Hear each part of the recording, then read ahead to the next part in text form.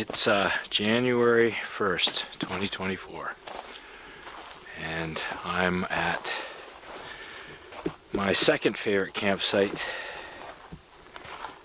Crownland campsite, and it hasn't been touched since I left. Our pit is as I left it. Pristine wood pile is the way I left it, ready for a good night. There's no snow. I don't know if that's a good thing. I know lots of people are happy about that, but I just wonder how it's going to come back and bite us. So quiet.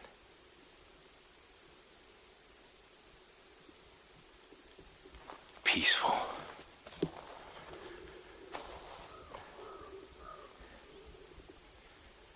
Crow. I don't know if you can hear that.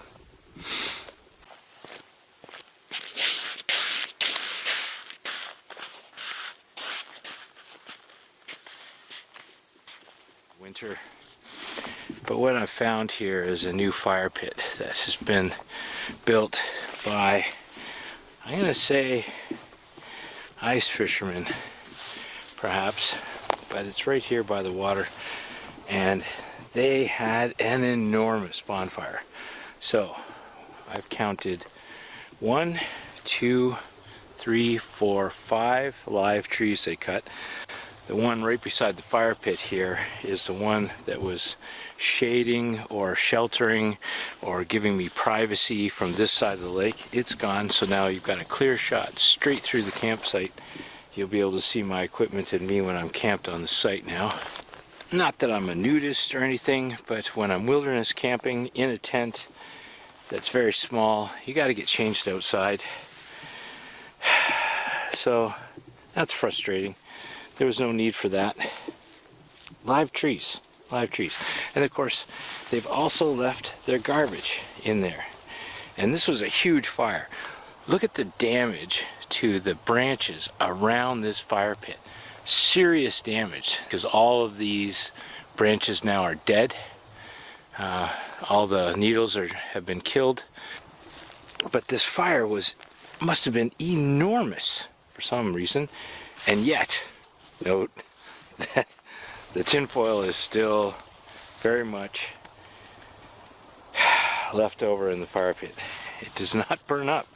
I don't think just anybody should be allowed to come out here anymore. We don't have a lot of wild spaces left, and these kind of abusers ruin it for everybody that comes after them. And not just for a weekend, like garbage in a fire pit, but for decades, as those trees need to grow back now. Those live trees they cut to burn in that fire pit. Okay, I'm preaching, I'm sorry. So, I'm going to do my best to try and renaturalize this area this spring. Whew, that was gotta catch my wind. That was a lot of work. Okay, here's what I've decided to do next. I'm going to remediate this. I'm going to do a little bit of extra work. I've decided that I'm going to try and plant trees again. And I don't know if you've been following the channel for a long time, you'll know I've tried this before in a different spot. And unfortunately the trees didn't make it because of ding-dongs. But here I think I've got a better shot. So what I've decided to do, I've brought in some bags of manure and soil, and I'm going to put that in the spot where they had the fire, and then I'm coming back with some cedar trees, and I'm going to replace the cedar tree that they burned and try and get some privacy growing over here again.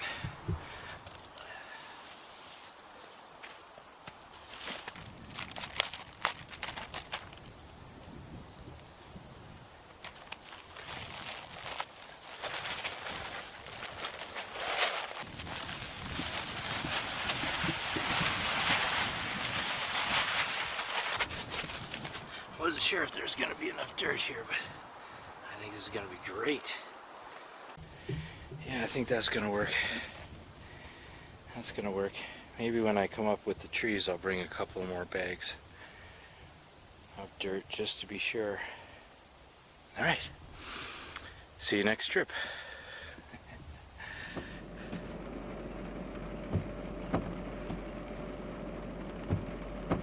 Ooh, that yellow part there is just gonna miss us. That's some heavy rain coming in. Put it in motion. Out of the 2 days I had this weekend, I picked today to go. Yesterday would have been the better day. Murphy was an optimist. When I planned this trip a week ago, the long-range weather forecast was for sunny Saturday and Sunday. All this technology and we still can't predict the weather.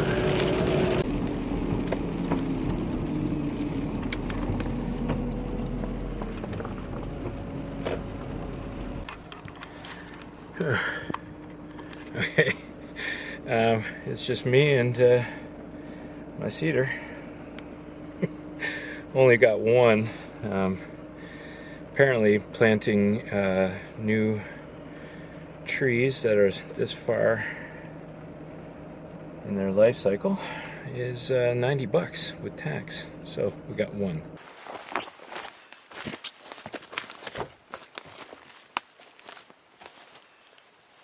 Let's get the star of the show out of the car here. Holy.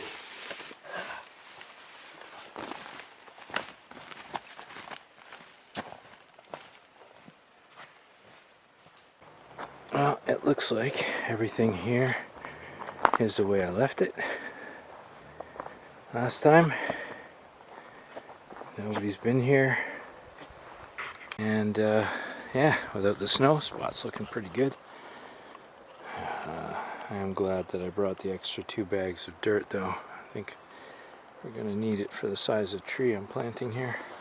We got a little bit of light rain starting, so I wanted to make sure that I have a nice dry place to sit after all this work. That should do just fine. Now that's set up, I need to go get that tree and bring it here. Holy crap, that's a lot of work. Alright, we got a nice hole dug there now. Having to work fast because the rain is picking up. I had to rush to get it in before my friend from the other side of the lake saw the activity. I'm trying not to draw attention to myself. There it is right there.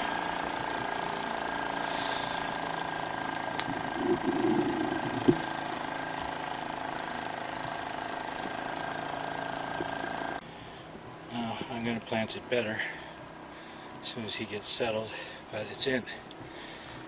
It's in. Definitely stands out. Not a natural looking tree yet.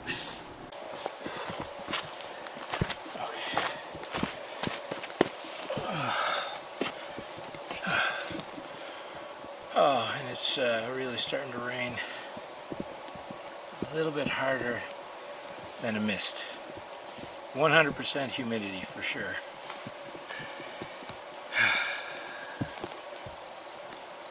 Gonna have myself a hot cup of tea. Definitely gonna enjoy that tea and relax. Maybe this rain will pass and I'll be able to finish planting that tree.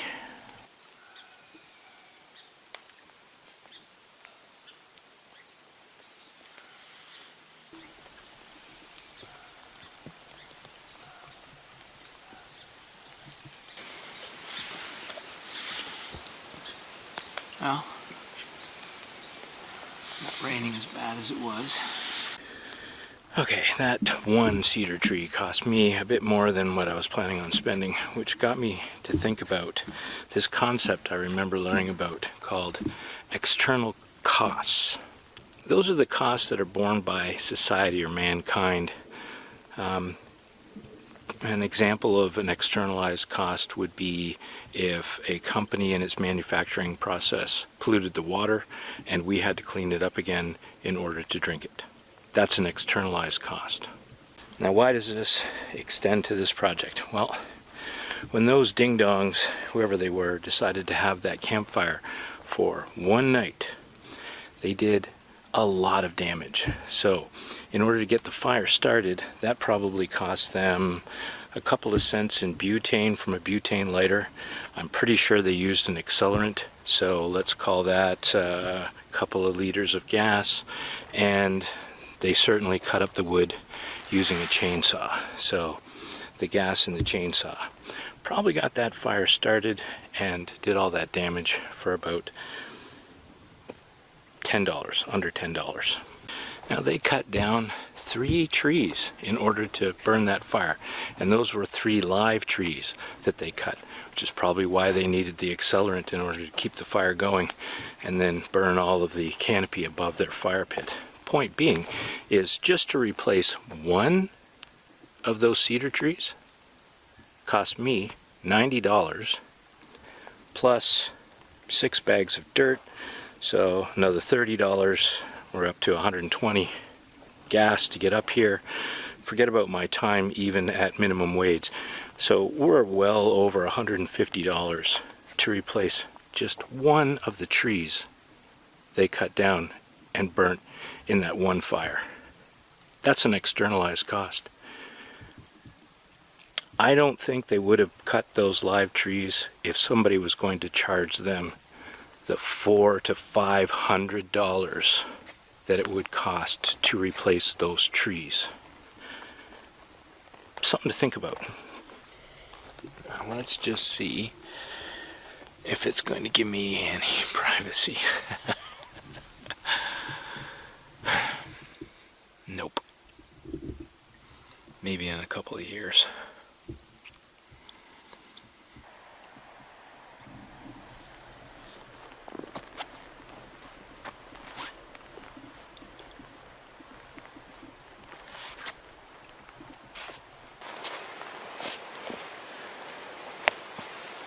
Alright, for now, project's done. Now I just have to wait and see if the transplant worked. If you're so inclined, pray for me and this little tree. I'm very interested to hear what you guys have to say about this project in the comments down below. Thank you very much for your views. Bye for now.